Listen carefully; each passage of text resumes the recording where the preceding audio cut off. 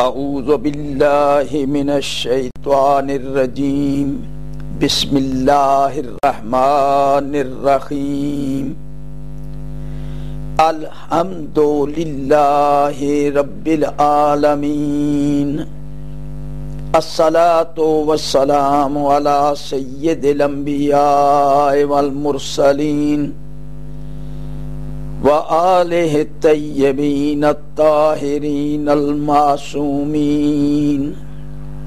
وعلی اصحابہ المنتجبین اما بعد فقد قال اللہ سبحانہ وتعالی فی کتابہ المبین وخطابہ المتین وقولہ الحق وَهُوَ أَصْدَقُ الصَّادِقِينَ بسم اللہ الرحمن الرحیم وَذَكِّرْهُمْ بِأَيَّامِ اللَّهِ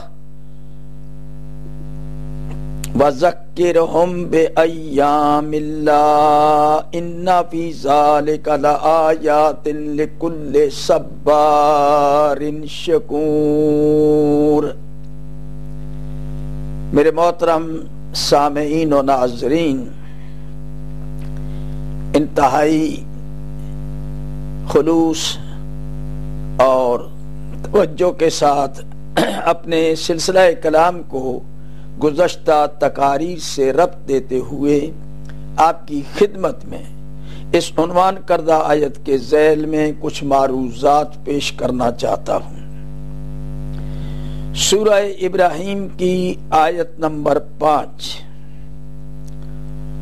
وَلَقَدْ أَرْسَلْنَا مُوسَىٰ بِآيَاتِنَا أَنْ أَخْرِجْ قَوْمَكَ مِنَ الظُّلُمَاتِ إِلَى النُّورِ وَذَكِّرْهُمْ بِأَيَّامِ اللَّهِ إِنَّ فِي ذَلِكَ لَآيَاتٍ لِكُلِّ صَبَّارٍ شَكُورٍ۔ موضوع گفتگو ایک مشہور واقعہ آپ کی خدمت میں پیش کر کے اپنا مدعا بیان کروں گا۔ عشرہ محرم جیلم کے مرکزی امام بارگاہ میں پڑھ رہا تھا کہ ایک ایڈوکیٹ صاحب نے سوال کیا اور جواب مانگا۔ سوال یہ تھا کہ کیا محرم کا منانا جس حیت سے آپ لوگ مناتے ہیں، کیا اس کا منانا ضروری ہے؟ ساتھ اس نے یہ بھی کہا کہ اس سے بہت فساد ہوتا ہے، بہت لوگ پریشان ہوتے ہیں، حکومت پریشان ہوتی ہے اور نا اتفاقی کی فضا پیدا ہو جاتی ہے، کئی جگہ جھگڑے ہوتے ہیں۔ یہ ساری باتیں انہوں نے جو عام طور پر محرم میں ہوتا ہے وہ بیان کی۔ کہنے لگے کہ اس طریقے سے اگر محرم نہ منایا جائے، صرف امام حسین کا ذکر کر کے ان کی تعلیمات کے اوپر گفتگو کی جائے اور سب مل کے جلسے کریں۔ میں نے کہا یہ بات تو آپ کی صحیح ہے، لیکن اس میں سوچنے کی بات یہ ہے کہ یہ کن کی طرف سے فساد کا امکان ہے، کن کی طرف سے؟ محرم منانے والے تو بیچارے اپنے مذہب کی اور اپنے دین کے بارے میں وہ اپنا فرض ادا کرتے ہیں۔ تو میں آپ کی خدمت میں یہ عرض کرنا چاہتا ہوں، لمبی چوڑی تمہید نہیں باندھنا چاہتا، یہ ایک مسلمہ حقیقت ہے جو میں نے ان کو جواب دیا۔ ہر قوم، ہر مذہب، ہر ملت اپنی تاریخ رکھتا ہے اور یہ تاریخ کے ذریعے سے قوموں کی شناخت ہوتی ہے، پہچان ہوتی ہے کسی مذہب اور ملت کا پتہ چلتا ہے۔ کوئی قوم کب سے ہے، کہاں ہے، کتنے عرصے سے ہے، ان کے کیا اصول ہیں، ان کے عقائد کیا ہے، نظریات کیا ہے، دین کیا ہے، مذہب کیا ہے، سیاست کیا ہے، ثقافت کیا ہے۔ ہر قوم اپنا ایک مذہب بھی رکھتی ہے اور اپنی ثقافت، تہذیب، تمدن، اور قومیں اپنی زندگی کا ثبوت تاریخ سے دیتے ہیں، تاریخی واقعات سے دیتے ہیں۔ کوئی قوم کب سے ہے یہ تاریخ سے وہ بتائیں گے۔ تو ہر قوم اپنی تاریخ کو پریزرو کرتی ہے، اس کے آثار کی حفاظت کرتی ہے، بلکہ آثار قدیمہ جتنے اس کی قومی تاریخ سے متعلق آثار ہوتے ہیں ان کو عجائب گھر میں سجا کے رکھتے ہیں اور اپنی قوم کی زندگی کا ثبوت فراہم کرتے ہیں۔ اب اس چیز کا کوئی انکار نہیں کر سکتا۔ میوزیم اور یہ عجائب گھر آثار قدیمہ ٹریس کر کے پرانی ہسٹری کو لوگوں کے سامنے اجاگر کر کے پیش کیا جاتا ہے۔ تو یہ ایک اصول ہے، اور قرآن مجید نے بھی قصے اور کہانیاں جو عبرتناک ہیں ان کے بیان کرنے کا حکم دیا ہے۔ فَاقْصُصِ الْقَصَصَ لَعَلَّهُمْ يَتَذَكَّرُونَ يَتَفَكَّرُونَ۔ اللہ کا ارشاد ہے ان کو قصے سناؤ تاکہ یہ نصیحت حاصل کریں، فکر کریں۔ یعنی ان قصے اور کہانیوں کے اندر نصیحت ہے، اس لیے ہسٹری کو پریزرو کیا جاتا ہے۔ تو قرآن مجید میں بھی بیشتر حصہ تاریخ کا ہے۔ تو اللہ تبارک و تعالی کا ارشاد ہوتا ہے لَقَدْ كَانَ فِي قَصَصِهِمْ عِبْرَةٌ لِأُولِي الْأَلْبَابِ۔ صاحبان عقل کے لیے ان قصے کہانیوں کے اندر عبرتناک ہے، سبق ہے۔ یہ عبرت کے لیے ضروری ہیں۔ قرآن مجید کی کہانیاں اور قصے بھی سنانے کا حکم ہے، اور اللہ نے اہمیت بتائی کہ عقل مند آدمی اس سے عبرت حاصل کرتے ہیں۔ فی قصصہم عبرۃ لأولی الالباب، صاحبان عقل کے لیے عبرت کا سامان ہے ان قصوں کے اندر۔ تو اب میں آپ کی خدمت میں عرض کرنا چاہتا ہوں کہ مختصر سی تاریخ ہے ہماری پاکستان کی۔ اب اس پاکستان کی آپ تاریخ کو دیکھیں تو جنہوں نے قومی تعمیر اور ترقی کے سلسلے میں نمایاں کردار ادا کیا ہے ان کی یادگار منائی جاتی ہے، ان کے دن منائے جاتے ہیں اور ان کے بارے میں کتابیں پیش کی جاتی ہیں، اخبارات میں مضمون دیے جاتے ہیں۔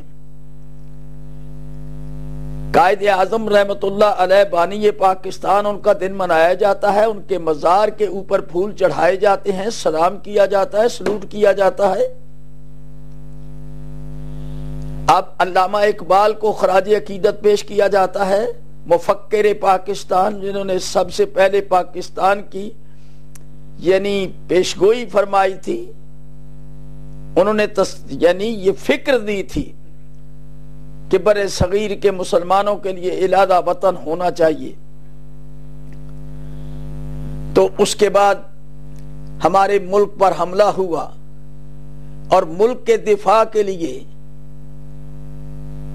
پاکستانیوں نے اپنے ملک کی حفاظت کے لیے کس طرح قربانیاں پیش کی۔ تو آپ کو 65 کی جنگ یاد ہونی چاہیے۔ 65 کے ہیرو یہ کتنے فوجی جوان جن کو نشان حیدر ملا، میجر عزیز بھٹی، راشد منہاس، اور اس کے بعد شبیر شہید، بہت سے سپاہی محفوظ اور سوار محمد حسین، یہ وہ لوگ ہیں جن کو قوم اپنا ہیرو مانتی ہے۔ انہوں نے جان کی قربانیاں پیش کی اپنے وطن عزیز کو بچانے کے لیے۔ آج ان کا دن منایا جاتا ہے، ان کے ایام منائے جاتے ہیں، یوم دفاع مناتے ہیں تو ان کی قبروں پہ پھول چڑھائے جاتے ہیں، سلام کیا جاتا ہے۔ کیوں یادگار مناتے ہیں؟ تو یاد رکھیے، جس اصول کے اوپر قومیں اپنے تہوار مناتی ہیں اور اپنے ہیروز کا شکریہ ادا کرتے ہیں اور ان کا ذکر آنے والی نسلوں کو بتانے کے لیے باقاعدہ مضامین لکھے جاتے ہیں، تقریبات منعقد کی جاتی ہیں، تو اس حقیقت کا تو کوئی انکار نہیں کر سکتا کہ کتنی افادیت ہے معاشرے اور سوسائٹی کے لیے، آئندہ آنے والی نسلوں کو اپنا قومی کردار بتانے کے لیے اور قوم کے اصول بتانے کے لیے تاریخی واقعات نہ صرف کتابوں سے پڑھ کر مطمئن ہوتے ہیں بلکہ تہوار مناتے ہیں، اور ان تہواروں کے اندر دن منا کر جنہوں نے اچھا کام کیا ہے قوم کی تعمیر و ترقی کے سلسلے میں، قربانیاں دی ہیں، ان کی یاد منائی جاتی ہے۔ تو آپ اسی اصول کے مطابق آئیں۔ اسلام جو سب سے بہتر دین اللہ کی نظر میں ہے، ان الدین عند اللہ الاسلام، یہ قرآن مجید، اللہ کا یہ ارشاد، اللہ کے نزدیک دین اسلام ہے بس، اور کوئی دین نہیں۔ تو اللہ تبارک و تعالی نے اسی سورہ آل عمران کی یہ آیت ہے، 19 نمبر آیت، ان الدین عند اللہ الاسلام، اللہ کے نزدیک دین صرف اسلام ہے، صرف اسلام۔ پھر اسی صورت کے اندر اللہ تعالیٰ کا آگے کچھ آیات کے بعد ارشاد گرامی ہوتا ہے، وَمَن يَبْتَغِ غَيْرَ الْإِسْلَامَ دِينًا فَلَن يُقْبَلَ مِنْهُ وَهُوَ فِي الْآخِرَةِ مِنَ الْخَاسِرِينَ۔ اگر کوئی اسلام کے علاوہ کسی اور دین کو ڈھونڈے گا، کوئی اور دین اختیار کرے گا، تو نہ اس کا دین قبول نہ اس کا عمل قبول، وہ آخرت میں خسارے میں ہوگا۔ تو میرے محترم سامعین، اسلام کی بھی ایک ہسٹری ہے، تاریخ ہے۔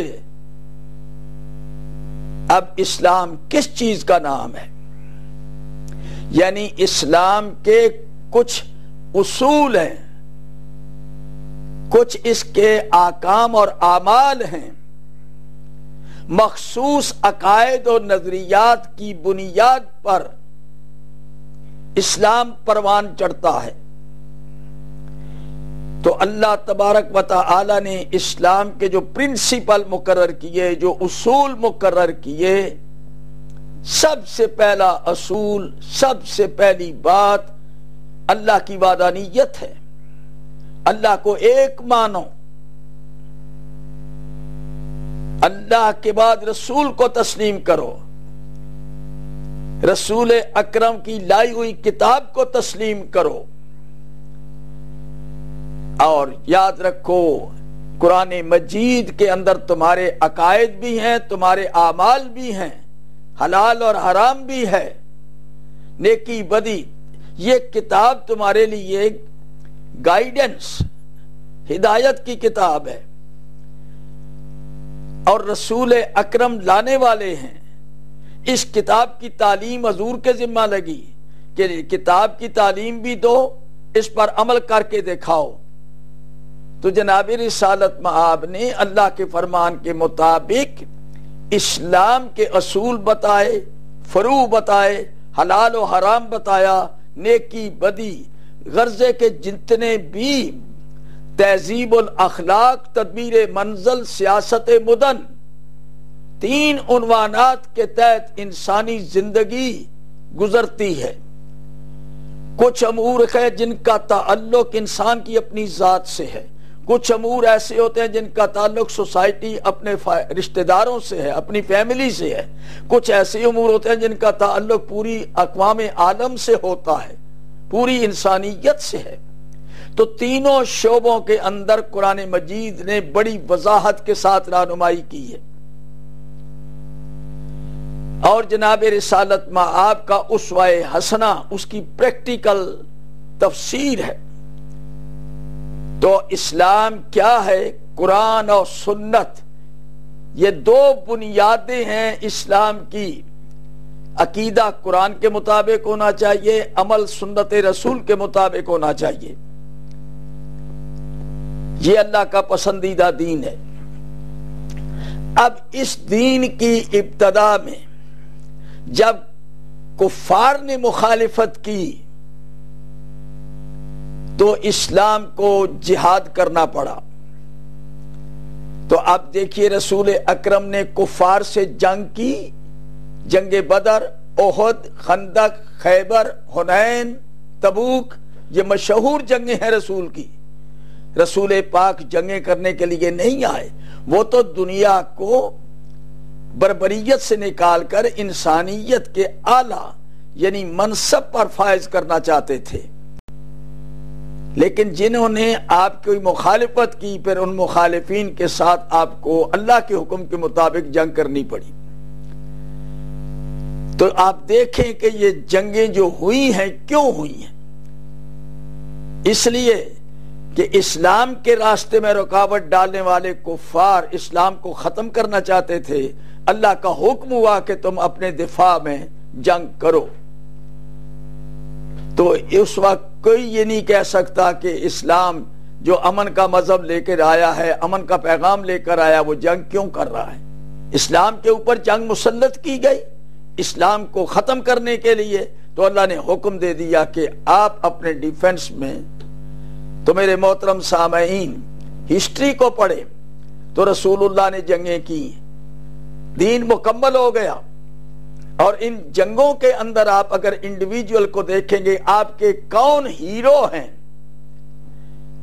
یعنی اسلامی جنگوں کے اندر جن صحابہ کرام نے نمایاں کردار ادا کیا، ان کو دنیا سلام کرتی ہے، عزت اور احترام کرتی ہے اور ان کو اپنا ہیرو سمجھتی ہے. اگر ان کی یاد منائی جائے کہ ان کی بدولت اسلام پھیلا اور ان کی بدولت اسلام کو ترقی ملی، ان کے ذریعے سے اسلام کی حفاظت ہوئی، تو رسول اللہ کی قیادت میں اسلام کے خاطر جہاد کرنے والے صحابہ کرام سب کے سب لائق تعریف بھی ہیں، لائق سلام بھی ہیں، اور اس قابل ہے کہ ان کی یادگار منائی جائے. لیکن ان میں جب آپ فہرست بنائیں گے تو حضرت علی سر فہرست آئیں گے، امیر حمزہ سر فہرست آئیں گے، اور جتنے بھی مجاہدین گزرے ہیں. تو ان سارے مجاہدین کا احسان ہے اسلام پر. انہوں نے بہت اچھی طرح جہاد کر کے کفار کو ہر میدان میں شکست دی اور اسلام مکمل ہوا. وہ ترتیب کتاب نازل ہوئی اور دین کی تکمیل کی سند اتری. اللہ نے اعلان کر دیا الیوم اکملت لکم دینکم واتممت علیکم نعمتی ورضیت لکم الاسلام دینا. یعنی دین اسلام مکمل ہو گیا. کافروں کی گردنیں جھک گئیں، نصارہ نجران جھک گئے. وہ مکے کے قریشی جو آپ کے مخالفین تھے ہلکا بگوش اسلام ہو گئے. تو اسلام کی ایک سٹیٹ قائم ہو گئی، ریاست قائم ہو گئی. اب اس ریاست کے اصول کیا ہیں؟ اس ریاست کے اصول دو بنیادوں پر ہیں: اعمال، عقائد. عقائد قرآن کے مطابق ہوں، اعمال جو قرآن مجید کے اندر احکام ہیں ان کی پریکٹیکل تفسیر رسول اکرم نے اپنے عمل سے پیش کی. تو قرآن و سنت خلاصہ ہے اسلام کا. اب اللہ تبارک و تعالی نے عدل کا حکم دیا. اب احکام اسلامی قرآن سے پڑھیں. کون کون سی چیزیں حرام ہیں؟ شراب حرام ہے، جوا حرام ہے، اب ان کے قریب نہ جانا، یہ شیطانی فعل ہے، یہ رجس ہے، یہ نجاست ہے. اعلان ہو گیا اللہ کی طرف سے کہ خبردار، انما الخمر والمیسر والانصاب والازلام رجسن من عمل الشیطان فاجتنبوہ، یہ ساری چیزیں اب حرام ہیں، یہ رجس ہیں، یہ شیطانی فعل ہیں، فاجتنبوہ، اس سے اجتناب کرو، لعلکم تفلحون، تاکہ تم فلاح پا جاؤ۔ اب اسلام میں شراب حرام، اللہ تعالیٰ نے اعلان کر دیا یہ شیطانی فعل ہے۔ اور بھی بہت سی چیزیں ہیں، اللہ نے فرمایا بات کرو تو سچی، خیانت نہ کرو، بددیانتی نہ کرو، جھوٹ نہ بولو، اور اللہ اور رسول کی اطاعت کرو۔ تو اللہ تبارک و تعالی نے جن چیزوں کو جن سے منع کیا ان سے باز رہنا چاہیے۔ اب اللہ تعالیٰ کا ایک حکم ہے، سب کے سب اسلام میں داخل ہو جاؤ، ادخلوا فی السلم کافۃ، سارے کے سارے مکمل اسلام میں داخل ہو جاؤ۔ اب کیسے؟ وَلَا تَتَّبِعُوا خُطُوَاتِ الشَّيْطَانِ إِنَّهُ لَكُمْ عَدُوٌّ مُبِينٌ۔ یہ ہے اسلام۔ مسلمان کا مقام کیا ہے؟ شیطان کے پیچھے نہ چلنا، شیطان تمہیں بہکائے گا۔ یہ شراب پینا شیطانی فعل ہے، یہ تو ان کو رغبت دیتا ہے، یہ جوا شیطانی فعل ہے، یہ بتوں کے چڑھاوے چڑھانا شیطانی فعل ہے، اور یہ تیروں کے ذریعے سے جوا کھیلنا، لاٹری کھیلنا، یہ سب شیطانی فعل ہے، ان سے اجتناب کرو۔ تو میرے محترم سامعین، اب اسلام کی حدود مقرر کی ہیں۔ اسلام نے جو حدود شرعیہ مقرر کی ہیں، ان حدود کے اندر ان کی حفاظت کرنی ہے۔ ان حدود کی جو چیزیں حرام ہیں ان کو حرام کریں، جو حلال ہیں وہ حلال ہیں۔ جس چیز سے اللہ نے منع کیا اس سے باز آ جائیں، اور جس کے کرنے کا حکم دیا اس میں آگے بڑھ جائیں، نیکیوں میں آگے بڑھیں۔ کیا رسول اکرم صلی اللہ علیہ وآلہ وسلم کے بعد اب آئیے ذرا ہیڈ آف دی اسٹیٹ کے لیے قرآن مجید نے ایک معیار مقرر کیا ہے۔ فساد یہاں سے شروع ہوتا ہے۔ ہوس اقتدار کی وجہ سے اسلام کے اندر فرقہ واریت شروع ہوئی۔ اسلام صلح اور آشتی کا پیغام لے کر آیا، اتفاق اور اتحاد کی تعلیم دیتا ہے۔ مسلمانوں کو کم از کم آپس میں متحد رہنا چاہیے، اور اصول متحد ہونے کے لیے قرآن اور سنت رسول، ان دونوں چیزوں کو پکڑ لو۔ فرقے نہیں بنو گے تو جنگ نہیں ہوگی، فساد نہیں ہوگا۔ تو میں آپ کی خدمت میں یہ عرض کر رہا ہوں کہ رسول اکرم صلی اللہ علیہ وآلہ وسلم کے بعد قرآن نے کیا معیار دیا کہ head of the Muslim state کیسا آدمی ہونا چاہیے۔ فساد یہاں ہوتا ہے، اللہ نے مقرر کیا ہے قرآن مجید میں۔ جو آدمی قرآن کا علم رکھتا ہے، اور علم نہیں بلکہ عمل بھی کرتا ہے، ریاست کا مستحق کون ہے؟ رسول اکرم صلی اللہ علیہ وآلہ وسلم کا جانشین کون ہے؟ اس کی ذمہ داری کیا ہے؟ یاد رکھیے گا، میں آپ کی خدمت میں یہ عرض کر رہا ہوں، واقعہ کربلا، سوال اس کے بارے میں ہے۔ جناب ختمی مرتبت کے زندگی 11 ہجری آپ کی وفات ہوئی، اور 61 ہجری واقعہ کربلا ہوا۔ رسول اکرم صلی اللہ علیہ وآلہ وسلم کے بعد 50 سال یہ واقعہ کربلا ہوا۔ اب اس واقعے کی طرف ذرا دیکھیں، یہ کیا واقعہ ہے، کیا سانحہ ہے۔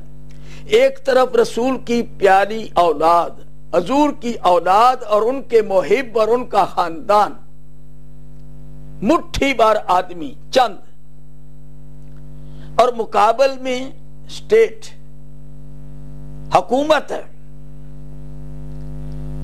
یہ ایک بندہ نہیں، حکومت ہے امام حسین علیہ السلام کے خلاف، ہیڈ آف دی اسٹیٹ ہے یزید۔ اب یہ مارکہ کربلا ہوا ہے، امام حسین رسول کا فرزند اور اس کی فیملی، اس کے عزیز رشتہ دار اور دوست احباب چند گنتی کے لوگ اس کے ساتھ ہیں۔ یہ وجہ کیا ہے اس جنگ کی؟ یزید ہیڈ آف دی اسٹیٹ ہے۔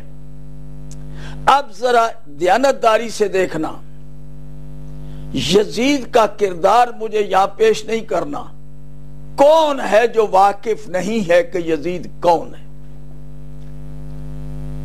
یعنی شریعت کے اصولوں کو پامال کرنے والا جرأت کے ساتھ ڈنکے کی چوٹ اس نے اسلامی آئین اور اسلام کے اصولوں کو پامال کیا، اور تکبر کے ساتھ بالکل فرعون جیسا تکبر، اور اس نے تخت نشین ہوتے ہی خط لکھ دیا، سارے لوگ اس کو مان چکے اور بڑے بڑے مدینے کے لوگ مان گئے، رشوت دی گئی۔ عبداللہ ابن عمر رضی اللہ عنہ کتنے بڑے معتبر صحابی ہیں، مغیرہ بن شعبہ نے معاویہ کو مشورہ دیا کہ آپ اپنی زندگی میں یزید کو اپنا خلیفہ بنا دیں۔ انہوں نے کہا یہ بڑی مشکل بات ہے، لوگ نہیں مانیں گے، اس کا عمل نہیں، اس کا کردار کچھ نہیں۔ انہوں نے کہا یہ ہماری ذمہ داری ہے۔ تاریخ کے اندر پڑھ کے دیکھیں، مغیرہ بن شعبہ نے اس کو قائل کیا کہ ہم لوگوں کو قائل کریں گے، آپ اپنی زندگی میں اس کی بیعت لینی شروع کر دیں۔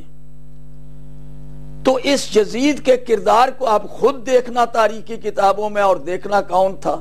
تو اب اس کے لیے کمپین چلانے والے بڑے بڑے گورنر ہیں، بڑے بڑے عہدیدار ہیں مسلمانوں کے، آفیسرز ہیں، آفیشل، ان آفیشلز نے یزید کے حق میں لوگوں کو قائل کیا، اور جو قائل نہیں ہوا دیکھا کہ آدمی امپارٹنٹ ہے، اس کو رشوت دی۔ تاریخ اسلام پڑھ کے دیکھیں، حضرت عبداللہ ابن عمر نے انکار کیا،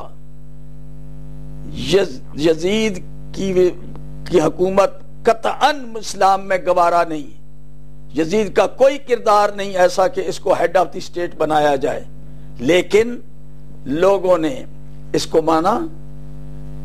اب امیر معاویہ نے مغیرہ بن شعبہ کی وساطت سے حضرت عبداللہ ابن عمر کو 1,00,000 درہم کی تھیلی پیش کی، اور انہوں نے 1,00,000 درہم لے کر یزید کی بیعت کر لی۔ لیکن بیعت کس طرح؟ معاویہ کو کہا کہ تیری موجودگی میں یزید کی بیعت نہیں کر سکتا، تو جب موجود ہے، جب تو نہیں ہوگا تو پھر سوال کرنا، ایک وقت میں 2 خلیفوں کی بیعت نہیں ہو سکتی۔ لیکن جس وقت معاویہ کا انتقال ہو گیا، یزید کی بیعت کر لی، تو اب آپ اندازہ فرمائیں کہ حضرت عبداللہ بن عمر جیسے بندوں نے رشوت لے کے یزید کی بیعت کی۔ البدایہ والنہایہ میں علامہ دمشقی نے اس کے لکھا ہے کلیئر، مفتی غلام رسول صاحب نے حسب نسب میں لکھا، اور بہت سی کتابوں کے اندر لکھا، یزید کی بیعت میں عبداللہ ابن عمر نے 1,00,000 درہم لیا۔ اب یزید کون ہے؟ کیسے اس کو ہیڈ آف دی اسٹیٹ بنایا گیا؟ جبرن، طاقت کے ساتھ، اور وہ ننگے انسانیت، وہ اسلام کے لیے ایک دن کے لیے بھی گوارا نہیں، قرآنی تعلیمات کا مذاق اڑانے والا ایسا بندہ جب ہیڈ آف دی اسٹیٹ بنا، سب لوگوں نے بیعت کر لی۔ ایک امام حسین، عبداللہ بن زبیر، یہ 2 بندے جن کے بارے میں خط لکھا گیا، تو امام حسین علیہ السلام کو گورنر نے بلایا، ولید نے جو مدینے کا گورنر تھا، کہ یزید کا خط آیا ہے اور وہ آپ سے بیعت طلب کرتا ہے۔ تو میں عرض کرنا چاہتا ہوں کہ اب یہاں سے آپ نے دیکھنا ہے کہ who was right and who was wrong۔ امام حسین کی نظر میں یہ قرآن ہے، امام حسین کی نظر میں اسوہ رسول ہے، امام حسین نے رسول اکرم کی زبان چوس کے پرورش پائی۔ حسین پیدا ہوئے تو رسول اللہ نے کان میں اذان بھی دی، اقامت بھی کہی، اپنی گود میں بیٹا سمجھ کے پرورش کی۔ اب آپ اندازہ فرمائیں کہ حسین رسول اللہ کا بیٹا کس طرح سے تربیت کی ہے رسول اکرم نے۔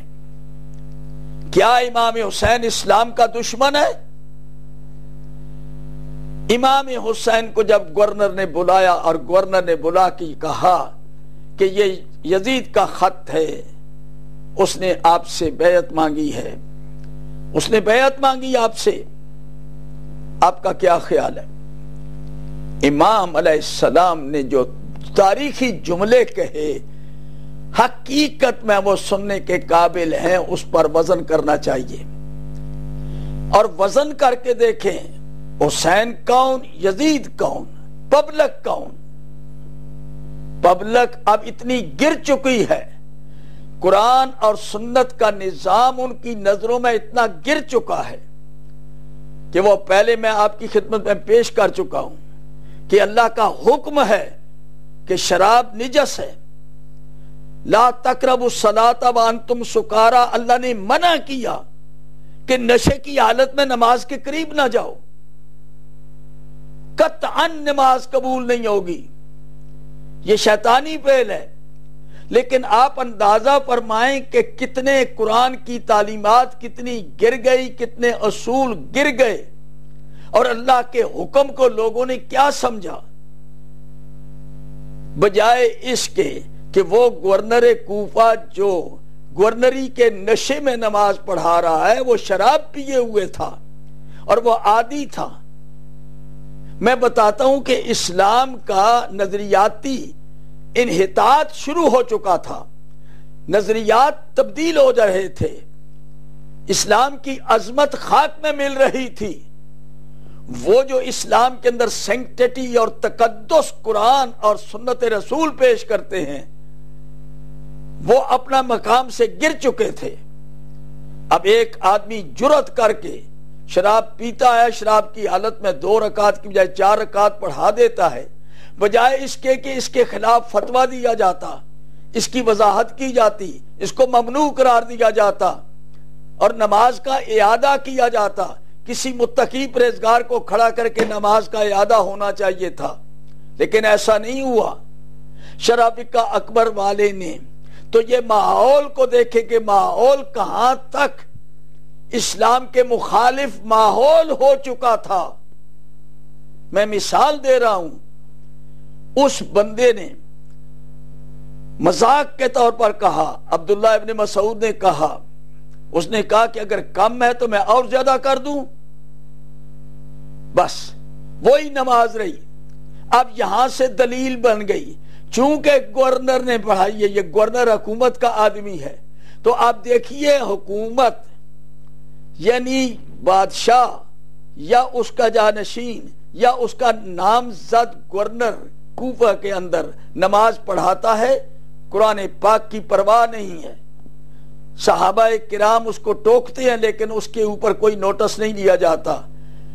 تو اب عقیدہ یہ لکھا جاتا ہے اس کو دلیل بنا کر کہ شرابی کے پیچھے نماز جائز ہے۔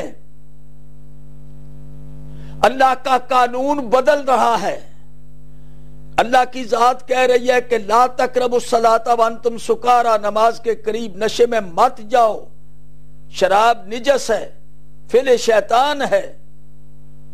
یعنی قرآن کی تعلیمات کیا کہہ رہی ہیں، حضور نے کیا حکم دیا ہے، لیکن اب دلیل کے طور پر اور اس کو قانون بنایا جا رہا ہے کہ شرابی کے پیچھے نماز جائز ہے۔ تو کیا یہ قرآن کی آیت ہے کوئی کہ شراب پینے والے کے پیچھے نماز جائز قرآن کی آیت ہے یا رسول اللہ کی حدیث ہے؟ نہ رسول اکرم کی کوئی حدیث ہے نہ قرآن کی آیت ہے، یہ تو فعل شیطان ہے۔ میں نے یہ مثال اس لیے دی ہے کہ آپ اندازہ فرمائیں سوال کرنے والا کہ واقعہ کربلا کیوں ہوا اور اس کی یاد کیوں منائی جاتی ہے۔ مسلم امہ کا انحطاط کتنا اور تقدس اسلام کا کتنا پامال ہو چکا کہ یزید جیسا فاسق فاجر شرابی، یہ امام حسین نے گورنر کے سامنے کھڑے ہو کر یزید کی تعریف میں یہ جملے کہے ہیں۔ آپ نے گورنر سے کہا گورنر سن، ہم کون ہیں، یزید کون ہے؟ نانو آل بیت النبوت معدن الرسالہ مختلف الملائکہ، ہم اہل بیت رسول ہیں، نبوت کی معدن ہیں، کان ہیں، ہمارے پاس فرشتے آتے ہیں، ہمارے گھر جبریل آتا ہے، ہمارے پاس وحی آتی ہے، اللہ تعالیٰ نے کائنات کی ابتدا ہم سے کی اور انتہا بھی ہم سے ہوگی۔ یاد رکھو ہم قرآن کے ساتھ ہیں، قرآن ہمارے ساتھ ہے۔ یزید کون ہے؟ راجل فاسق شارب الخمر مولن بالفسوق، یہ شارب ہے، شراب پیتا ہے، فاسق ہے، فاجر ہے، اور علل اعلان بے گناہوں کو قتل کرتا ہے اور عورتوں کی محفل سجاتا ہے۔ اب امام نے فرمایا گورنر کو مثلی لا یبایع مثلہ، اور سن اسلام کا یہ تصور پیش کیا حسین ابن علی نے، مسلمان مومن یزید جیسے آدمی کی بیعت نہیں کر سکتا، میرے جیسا انسان یزید جیسے انسان کی بیعت نہیں کر سکتا۔ تو اب آپ دیانتداری سے وزن کریں۔ ہونا یہ چاہیے تھا کہ جب امام حسین نے اپنا تعریف کرائی، اپنا تعارف کرایا، یزید کا تعارف کرایا اور عظمت اسلام کو پیش کیا کہ قرآن کو دیکھو، اور پھر چاہیے تھا کہ امام حسین علیہ السلام کے ساتھ لوگ ہو جاتے اور امام حسین کو سلام کرتے، سیدہ کے لال ہم بھول گئے تھے، اور یزید کے خلاف کمپین چلتی اور چلا سکتے تھے قرآن مجید کے روشنی میں، سنت رسول کی روشنی میں، لیکن نہیں، اکثریت یزید کے ساتھ ہے۔ اب امام حسین کو نکلنا پڑا، کیوں؟ اس لیے اگر امام حسین خاموش رہتے ہیں تو اس نے قتل کرانا تھا، کیونکہ جس وقت امام حسین نے یہ جملے کہے کہ میرے جیسا آدمی یزید جیسے آدمی کی بیعت نہیں کر سکتا، تو اس وقت ولید نے کہا کہ آپ جا سکتے ہیں۔ امام نے ایک لفظ کہا کہ یہ رات کی تاریکی میں ایک کوٹھڑی کے اندر یہ بیعت یزید اور حسین سے مطالبہ، یہ اتنا مسئلہ معمولی نہیں ہے کہ چپکے سے تاریکی میں یہاں طے ہو جائے۔ اس کے لیے تو میدان چاہیے، کھلا میدان ہوگا، کوئی بیعت چاہنے والا بیعت کا مطالبہ کرے گا، اور اس وقت میں بتاؤں گا کہ بیعت کا تقاضا کیا ہے اور مجھے کس کو کس سے بیعت کرنی چاہیے۔ یہ میدان میں ہوگا، صبح ہونے دو، لوگوں کو بلاؤ۔ امام نے یہ جملے کہے، ولید سمجھا کہ امام حسین لوگوں کے سامنے بیعت کر جائیں گے، تو آپ کو اس نے اجازت دے دی۔ جو ہی آپ نکلنے لگے، فوراً مروان ساتھ کھڑا تھا، مشیر مروان نے کہا حسین کا سر قلم کر لو، دیکھو حسین کا سر قلم کر لو یا بیعت لے لو، اگر بیعت نہیں تو سر قلم کر کے یزید کے پاس بھیج دو۔ یہ جملے تھے۔ امام حسین علیہ السلام نے للکار کے کہا تو مجھے قتل کرے گا؟ بہرحال یہ قصہ مجھے ابھی نہیں بتانا، میں صرف یہ اصول بتانا چاہتا ہوں کہ امام علیہ السلام نے لوگوں کی آنکھیں کھول دی۔ اب کتنا جناب لوگوں کو اسلام کی عظمت کا احساس تھا، اسلام اتنا اصولی طور پر کمزور ہو چکا تھا کہ ایک شرابی کی حمایت ہو رہی ہے، بالکل ایک فاسق اور فاجر کی حمایت ہو رہی ہے، اور اس کو ہیڈ آف دی اسٹیٹ تسلیم کیا جا رہا ہے، اور رسول اللہ کا فرزند اس کی بیعت نہ کر کے اس کی حقیقت بتا رہا ہے، اپنی حقیقت بتا رہا ہے، اس کا کوئی اثر نہیں ہوا۔ تو اب آپ اندازہ فرما لیں ذرا غور کے ساتھ کہ یہ اتنا زوال آ گیا تھا لوگوں کی فکر میں، لوگوں کی سوچ میں۔ قرآن مجید یہ کہہ رہا ہے صاف لفظوں کے اندر کہ ظالم کو امامت نہیں مل سکتی، اور رسول اکرم نے حدیث فرمائی سَتَكُونُ مِن بَعْدِي، ان قریب میرے بعد کچھ امراء آئیں گے جو ظالم ہوں گے، جو جھوٹے ہوں گے، خبردار ان کی تائید نہ کرنا، ان کی تصدیق نہ کرنا۔ میں ترمذی شریف سے یہ پہلے بھی پیش کر چکا ہوں۔ میرے بعد اسمعو، سنو، غور سے سنو، حل سمعتم، کیا تم سنتے ہو؟ ستکون من بعد امراء، میرے بعد ایسے امیر آئیں گے، ایسے حاکم آئیں گے جو جھوٹے ہوں گے، جو ظالم ہوں گے، خبردار ان کی تائید نہ کرنا اور ان کی مدد نہ کرنا۔ جس نے ان کی تائید کی، مدد کی، وہ میرے نہیں، میں ان کا نہیں۔ یہ ترمذی شریف سے میں حدیث پیش کر چکا ہوں پچھلی تقاریر میں، یہ رسول اکرم نے صاف صاف کہا ہے۔ تو کیا امام رسول اکرم کے فرمان کے مطابق یزید ظالم نہیں، یزید فاسق و فاجر نہیں، شرابی نہیں، جھوٹا نہیں؟ تو اس کے لیے تو رسول اللہ نے حکم دیا یہ لوگ ایسے آئیں گے، مسلط ہو جائیں گے۔ ترمذی شریف کی اور حدیث سنیں، حضور نے فرمایا انی اخاف علی امتی ائمۃ المضلین، مجھے ایسے گمراہ اماموں کا خوف ہے کہ امت پر مسلط ہو جائیں گے۔ یزید امت پر مسلط کیا گیا ہے، یہ گمراہ تھا۔ اب یہاں عظمت اسلام کو بچانا ہے، اسلام کی ہسٹری لکھی جا رہی ہے۔ اب اسلام مظلوم ہو چکا ہے، اسلام کے اصول تبدیل کیے جا رہے ہیں، اسلام کا مذاق ہو رہا ہے مسجدوں کے اندر۔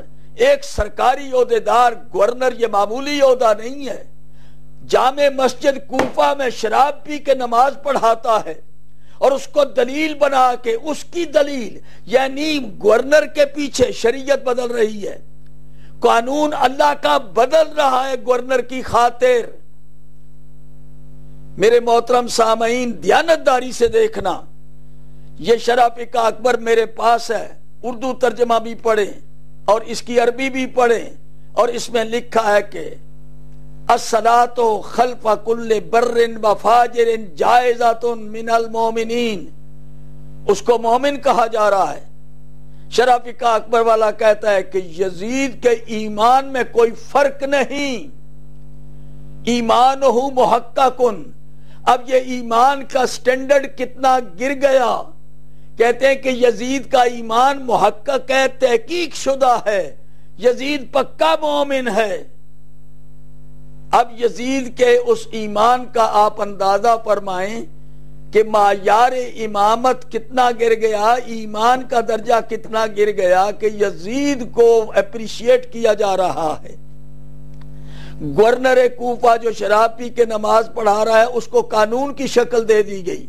یہاں قانون بن گیا کہ ہر نیک اور بد کے پیچھے نماز ہو سکتی ہے۔ مثال اس کی دے کر تو یہ ڈاؤن فال ہے اسلامی قانون کا۔ لوگوں کی توجہ اب ادھر مبذول کرانا مقصود تھی۔ کوئی بندہ ہونا چاہیے جو کم از کم اسلام کی وکالت کرے۔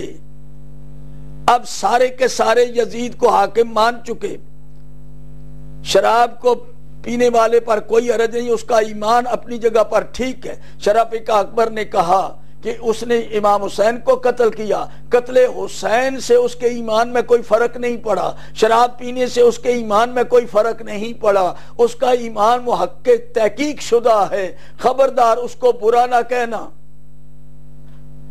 حضور، یہ وہ وقت تھا کہ اب سیدہ کے لال کو جس نے رسول کی گود میں پرورش پائی تھی، فاطمہ زہرا کا دودھ پیا ہے، علی مرتضیٰ کا فرزند جو موبائلے میں گیا اور نصارہ نجران کی پیشانیاں یعنی ان کی جھک گئی پنجتن پاک کے سامنے، یہ وہ ہستی ہے۔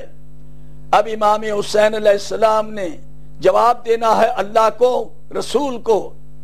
اگر امام حسین، بس ایک نقطہ جو آج دینا چاہتا ہوں وہ یہی ہے، کہتے ہیں کہ امام حسین نے کیا اسلام کو بچایا؟ اسلام کو بچایا نہیں۔ اگر امام حسین نہ آتے، یزید کی مخالفت نہ ہوتی، تو حضور اسلام بالکل ختم ہو جاتا اور پھر بادشاہوں کی رضا اور مرضی کے اوپر دین چلتا، تو دین محتاج ہو جاتا بادشاہوں کا، اور بادشاہ جدھر دین کو لے کے جاتے وہی دین آگے پروان چڑھتا۔ اسلام کی تعلیمات، قرآن کی تعلیمات، رسول اللہ کی تعلیمات خاک میں مل جاتی۔ امام نے اسلام کی عزت بچائی، عظمت بچائی، اپنی قربانی دے کے دنیا کے مفکرین کو اپنی طرف متوجہ کیا کہ دیکھو رسول کا فرزند اپنی پوری فیملی لے کر، اپنے دوست لے کر میدان میں آ گیا، اور لاکھوں کے لوگ ہیں جو اس کو مارنے والے ہیں اور مطالبہ کر رہے ہیں تم یزید کی بیعت کر لو، ہم تمہیں چھوڑ دیں گے، اور وہ کہتا ہے نہیں بیعت کرتا یزید کی۔ تو اب آپ اس کا وزن کریں۔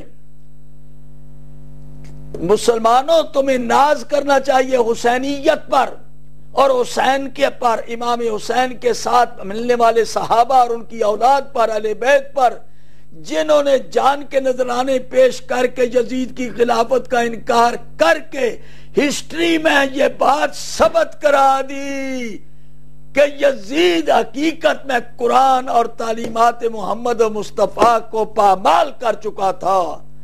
حسین نے اسلام کی عزت رکھ لی، اسلام کو بچایا اس اعتبار سے کہ دنیا کے اندر مسلمان سر اٹھا کے کہے گا۔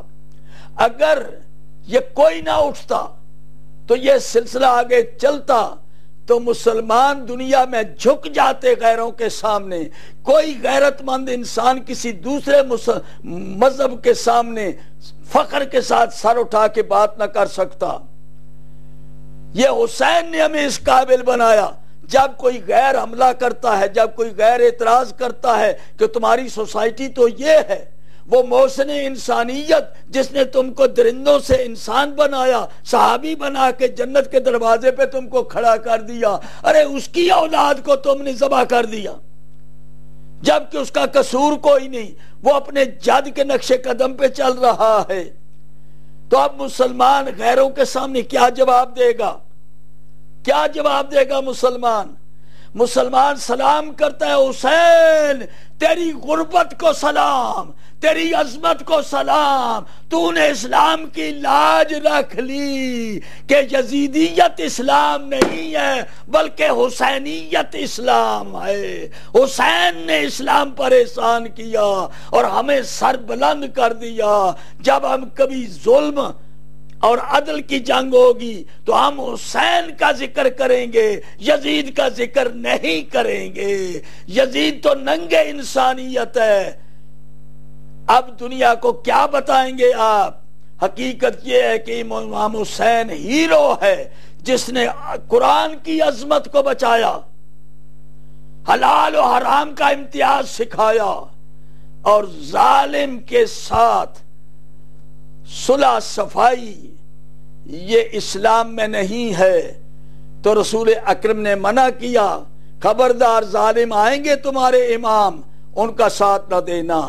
امام حسین نے تو اپنے جد کے نقش قدم پہ چل کے یزید کی بیعت کو ٹھکرا کے عظمت اور شوکت اسلام اور صداقت اسلام، قرآن اور سنت کی صداقت کی حفاظت کی، کہا جاؤ جہنم میں لیکن میں بیعت نہیں کروں گا۔ تو آج امام حسین علیہ السلام دنیا کہے رسول اکرم اس واقعے کو یاد کر کے روتے ہیں. ابھی امام حسین علیہ السلام کا شہادت نہیں ہوئی، رسول اکرم کی گود میں تھے. یہ میرے پاس بڑی مشہور کتاب ہے، سر الشہادتین، سر الشہادتین، شاہ عبدالعزیز محدث دہلوی کی. اب اس سے دو باتیں پیش کرنا چاہتا ہوں. رسول اکرم کی گود میں حسین، صحابہ بیٹھے ہوئے ہیں، پیار کرتے کرتے رونا شروع کر دیا. صحابہ نے پوچھا یا رسول اللہ بچے سے پیار کرتے کرتے روتے کیوں ہیں؟ آپ نے فرمایا ان ابنی ھذا سیقتل بارض یقال لھا کربلا، یہ میرا بیٹا ان قریب ایک ایسی سرزمین میں مارا جائے گا جس کو کربلا کہتے ہیں. جو تم میں سے اس وقت موجود ہو فلینصر ہو، اس پر واجب ہے کہ حسین کی نصرت کرے. حسین و منی و انا من حسین. ابھی تک شہادت ہوئی نہیں، رسول رو رہے ہیں. شہادت واقع ہو گئی تو عبداللہ ابن عباس کہتے ہیں کہ میں نے رسول اللہ کو خواب میں دیکھا، حضور کے سر پر بال کھلے ہوئے ہیں، خاک پڑی ہوئی ہے، ہاتھ میں ایک شیشی ہے، اس میں خون بھرا ہوا ہے. میں پوچھ رہا ہوں یا رسول اللہ یہ حال کیوں بنا رکھا ہے؟ تو آپ نے فرمایا میں ابھی کربلا سے آ رہا ہوں، میرا بیٹا حسین شہید ہو چکا ہے، میں نے اس کا خون اور اس کے اصحاب کا خون جمع کر رکھا ہے. یہ میں سر و شہادتین سے روایت پیش کر رہا ہوں. تو رسول اللہ نے شہادت سے پہلے بھی گریہ کیا اور اس کے بعد شہادت کے بعد بھی خون جمع کر رہے ہیں اور رو رہے ہیں.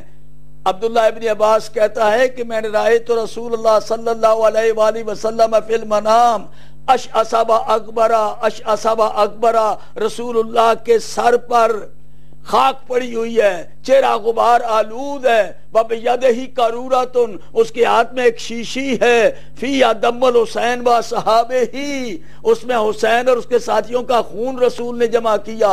میں نے حیران ہو کے پوچھا مَا لَكَ یا رسول اللہ، اے اللہ کے رسول یہ حال آپ نے کیوں بنا رکھا ہے؟